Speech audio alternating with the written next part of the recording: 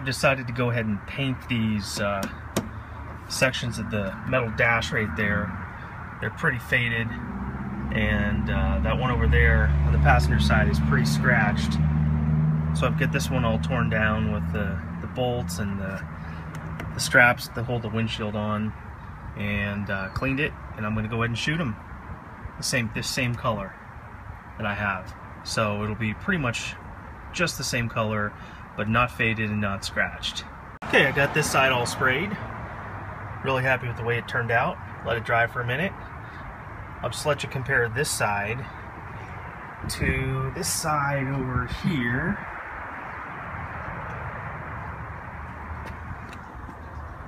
What you can see is it's all scratched up,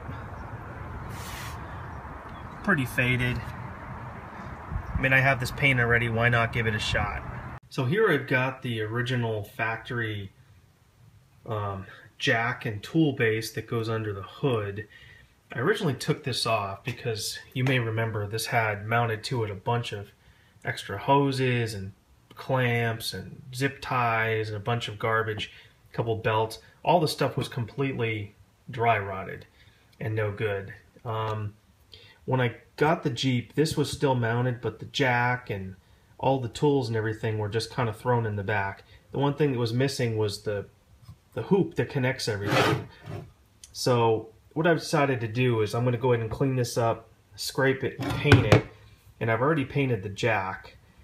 And I'm going to get a hoop that goes around here and basically mount everything back under the hood the way it's supposed to be.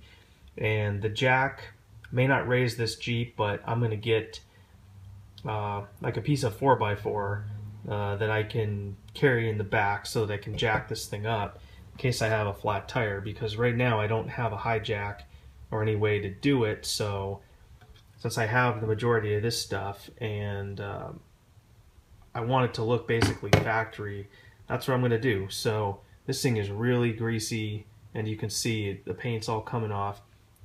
And also a lot of these tabs are bent over, so I'm going to bend those back and scrape it, clean it, and paint it, and I'll put it back together the way it's supposed to be.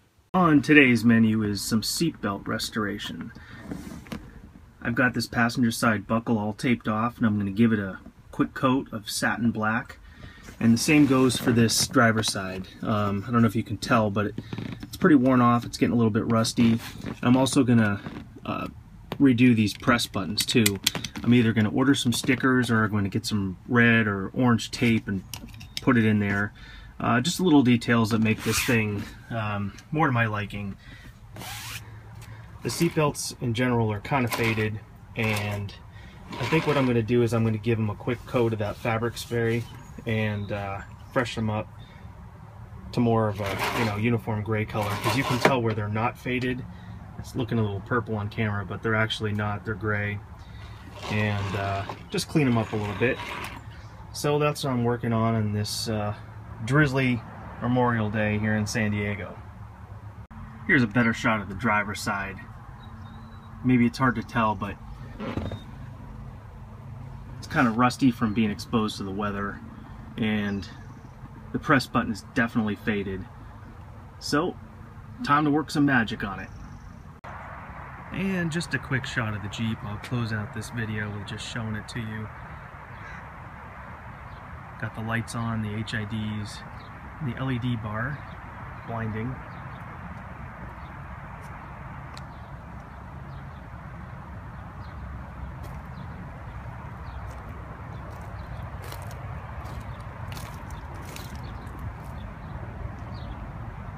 LED brake lights.